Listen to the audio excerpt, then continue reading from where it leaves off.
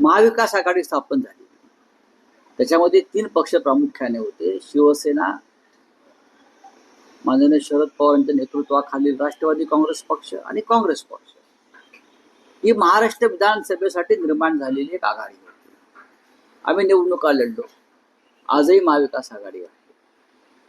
आम्ही महाविकास आघाडीतून या कोणी बाहेर पडलेलं नाही. आम्ही महाविकास आघाडीचे घटक आहोत. आजही महाविकास आघाडी संदर्भातले निर्णय एकत्रित घेतले जातात. आता विषय राहतो महानगरपालिकांचा, जिल्हा परिषदांचा, ज्याला तुम्ही स्थानिक स्वराज्य संस्था म्हणता. त्या संदर्भात आजही लोकांच्या मनात प्रश्न आहेत की महाविकास आघाडी किंवा इंडिया ब्लॉक ह्या स्थानिक स्वराज्य संस्था निवडणुका एकत्र लढतील का? त्यासाठी त्यांची स्थापना नाही. स्थानिक स्वराज्य संस्था, खास करून महानगरपालिका, जिल्हा परिषद, नगरपंचायत यासाठी वेगळी गणित आणि समीकरणं असतात. त्यासाठी कधीतरी स्वतंत्रपणे लढावं लागतं, कधी काही स्थानिक आघाड्या कराव्या लागतात.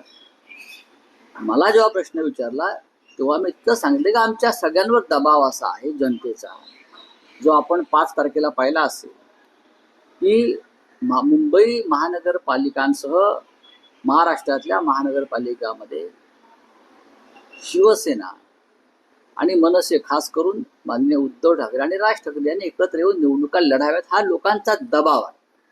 या संदर्भात भविष्यात चर्चा होतील, वेळ आहे अजून. त्याच्यावर त्याचा फार चिंता करण्याचं कारण नाही.